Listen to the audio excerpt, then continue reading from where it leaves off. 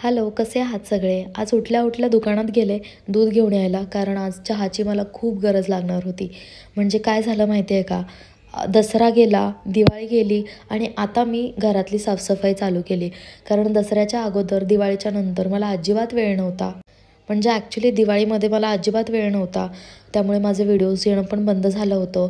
आणि काय होतं माहिती आहे का? दिवाळीच्या वेळेला इतकं जास्त काम असतं ऑफिसमध्ये की अजिबात वेळ मिळत नाही. घरातली साफसफाई करणं तर खूपच लांब, ब्लँकेट्स वगैरे सगळं सगळं तसंच राहिलं होतं. म्हणून मग विचार केला की आज आपण ब्लँकेट्स वगैरे धुवून घेऊ. पण बराच वेळ मी हाच ब्लँकेट 2 ते 3 वेळा मशीनला लावला. कारण मला असं वाटत होतं तो खूप घाण झाला आहे आणि बाकी दुसरे लावले की मग दोन्ही पण भिजून जातील आणि संध्याकाळी वाळले नाही की मग अंगावर घेता येणार नाही. आणि मला आहे ना उन्हाळा, पावसाळा, हिवाळा तिन्ही ऋतूंमध्ये अंगावर लागतं आणि ते पण एवढं जाड ब्लँकेट. भांडी वगैरे सगळी घासून घेतली, कारण भांडी पण घासायची होती. सगळ्या घरातली साफसफाई करणार होते. पण नंतर मग विचार केला की एकदमच सगळं नको करायला.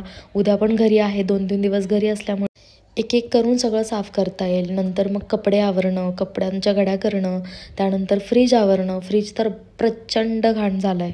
ते दाखवण्याची सुद्धा हिंमत होत नाही आहे. त्यामुळे सगळ्यात आधी भांडी घासून घेतली आणि भांडी घासायला खूप जीवावर येतं खरंच. सगळे डबे वगैरे सगळं स्वच्छ करायचं होतं आणि राशन वगैरे सगळं संपत आलं आहे, त्यामुळे राशन पण भरायचं आहे. तर बरेचसे डबे मोकळे करून घ्यायचे आहेत आणि स्वच्छ धुवून ठेवता येतील. म्हणजे कसं होतं, ऐन वेळेला राशन आणले की पटकन भरून ठेवता येतं. नंतर परत ते स्वच्छ धुवा, त्यानंतर मग परत ते डब्यामध्ये भरा, असं होतं आणि बराच दिवस ते पिशवी बाहेरच राहते. त्यामुळे मग मी आधीच सगळं स्वच्छ करून घेते. आणि मला परत सर्दी झाली आहे थोडीशी. आता असं वाटतं की उद्या परवा आणखी आवाज खराब होणार आहे. कारण माहीत नाही का, मी थंड काहीच खाल्लेलं नाही आहे, तरीसुद्धा सर्दी झाली आहे. भांडी धुण्यात इतका वेळ जातो ना की काहीच खरंच लक्षात येत नाही. पूर्ण लिक्विड संपलं पण माझी भांडी काही संपली नाहीत. पूर्ण हात दुखून आले होते, पण भांडी घासणं खूप गरजेचं होतं. आणि यातलं सगळ्यात टफ टास्क म्हणजे मांडणी घासणं. कारण मांडणी स्टीलची आहे आणि असं कधीच झालं नाही की मी मांडणी घासली आहे आणि ती मांडणी माझ्या हाताला लागली नाही.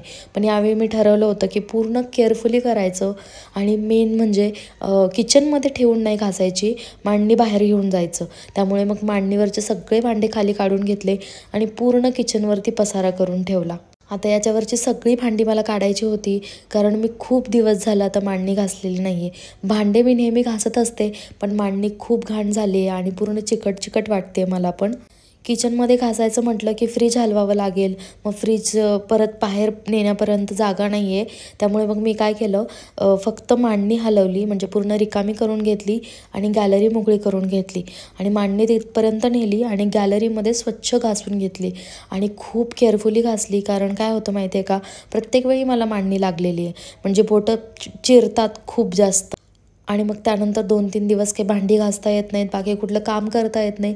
त्यामुळे मग ठरवलं की तासभर गेला तरी चालेल, पण मांडणी एकदम केअरफुल घासायची. तुम्ही बघू शकता इतका पसारा झाला होता, कारण प्रत्येक डब्यातलं सामान मी बाहेर काढून ठेवलं होतं. मांडणीसुद्धा बाहेर घेतली आणि छान स्वच्छ धुवून घेतली, कारण खूप वेळ जातो याच्यामध्ये. आणि मांडणी फक्त सरळ उभी करून मला धुता येत नाही, कारण काय होतं माहिती आहे का, ते आतले जे खाचे असतात ना उलट्या बाजूचे, ते वॉश करता येत नाही. त्यामुळे मग मी काय करते, एकदा सरळ ठेवून घासून घेते.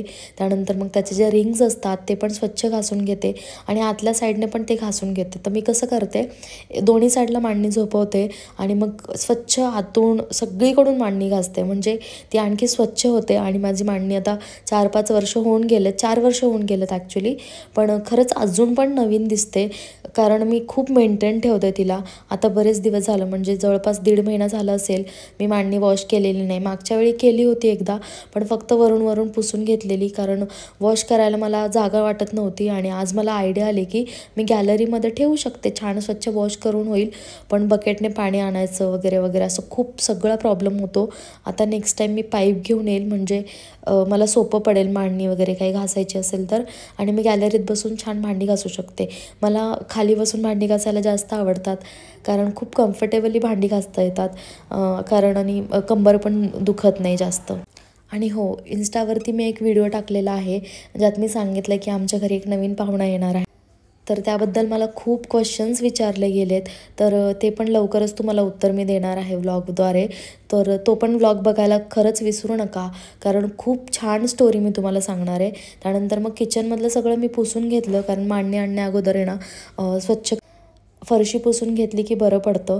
मग मांडणी घरामध्ये आणली आणि पूर्ण मांडणी तशीच ठेवली होती मी अर्धा एक तास. म्हणजे त्याचं पूर्ण पाणी मी काढून घेतलं, कारण ओली मांडणी असली की परत काम वाढतं. आणि मी विचार करत होते की थोडंसं जागा चेंज करावी आणि ट्राय पण करून पाहिलं. पण नंतर मग वाटायला लागलं की अजूनच घर छोटं दिसेल, कारण किचन माझं खूप छोटं आहे आणि मी खरंच विचार करते की रूम शिफ्टिंग करावं, कारण जागा खूप छोटी पडते मला किचनमध्ये. आणि जवळजवळ माझ्याकडे भरपूर वेळा पाहुणे बघत असाल तुम्ही, आणि कोणाला थांबायला जागा नसते. म्हणजे जवळजवळ 2 ते 3 म्हणजे व्यक्तीच किचनमध्ये थांबू शकतात. सो मला किचन थोडंसं मोठं हवं आहे, त्यामुळे मग मी रूम पण शिफ्टिंग करणार आहे लवकरच. आणि आता मांडणी लावली तर खरं, पण नंतर खूप कंटाळा आला म्हणून थोडीशी कॉफी घेतली. आणि मागच्या वेळेला मी मांडणी घासून घेतली होती ना, तेव्हा पेपर अंथरले नव्हते, कारण पेपर संपलेले आणि माझ्याकडे नव्हते आणि धीरज पण घरी नव्हता. त्यामुळे मग मी तसंच ते सगळी भांडी लावून घेतली. पण यावेळी माझ्याकडे पेपर होते आणि मग मी काय केलं, ते पेपर सगळे टाकून घेतले. आणि टुकटुक मध्ये मध्ये इतका त्रास देत होता, आणि ते मांडणीच्या शेल्फमध्ये जो जाऊन बसला ना, तो निघायचं नावच घेत नव्हता. त्याला मी प्रत्येक वेळेस उचलून बाजूला काढत होते, पण तरीसुद्धा तो ऐकत नव्हतं. त्यामुळे मग मी काय केलं, त्याला थोडंसं बाजूला बेडरूममध्ये बंद केलं थोड्या वेळासाठी, म्हणजे अर्ध्या तासासाठी, कारण त्याला लागण्याची भीती होती. खाली खूप सामान होतं, सगळे डबे आणि परत पिशव्या, परत रेशनिंगचं सामान. त्याच्यामुळे मग मी त्याला थोडा वेळ बंद केलं आणि त्यानंतर मग मला वाईट वाटायला लागलं म्हणून परत त्याला काढलं होतं. सो मी तोपर्यंत भांडी वगैरे सगळी लावून घेतली 15 मिनिटामध्ये. सगळं स्वच्छ धुवून झालं होतं.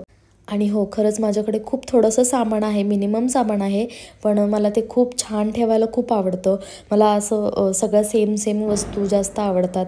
आता माझ्याकडे म्हणजे काही खाचे रिकामे आहेत ना, तर मला सेम तशाच वस्तू घ्यायच्या आहेत तिकडे. पण मी जास्त खर्च करणार नाही आहे प्लेट्समध्ये, कारण प्लेट्स माझ्याकडे भरपूर आहेत. मला आता कढई आणि ते स्टीलची कढई म्हणतात ना, तर ते घ्यायचं आहे. आणि दुधाचं पातेलं तर घ्यायचंच आहे, कारण खरंच आता मला खूप गरज आहे दुधाच्या पातेल्याची. कारण ज्याच्यामध्ये मी चहा करायचे ना, एक चहाचं पातेलं, सॉरी दुधाचं पातेलं, त्याच्यामध्ये मी चहा करायचे, ते मी आता टुकटुकला पाण्यासाठी ठेवलं आहे, कारण ते छान गोल आहे, गोल गरगरीत वाटतं जरा, आणि त्याच्याने छान टुकटुक पाणी पिऊ शकतो. त्यानंतर मग सगळं काम आवरून झालं आणि खरंच किचन खूप स्वच्छ वाटत होतं, कारण भांडी सगळी स्वच्छ धुतली होती, मांडणी स्वच्छ धुतली होती. त्यानंतर मग सकाळी पण एकदा घर पुसून घेतलेलं, पण नंतर मग दुपारी पण मी एकदा स्वच्छ पुसून घेतलं, कारण मला असं वाटायला लागलं की परत एकदा छान क्लीन केलं की मस्त झोप लागेल. म्हणून मग सगळं स्वच्छ आवरलं. आणि हे बघा, मी असं छान आवरलं होतं. खूप मजा आली काम करताना. तुम्हाला आजचा व्लॉग कसा वाटला मला नक्की कळवा. Thank you so much for watching. Bye.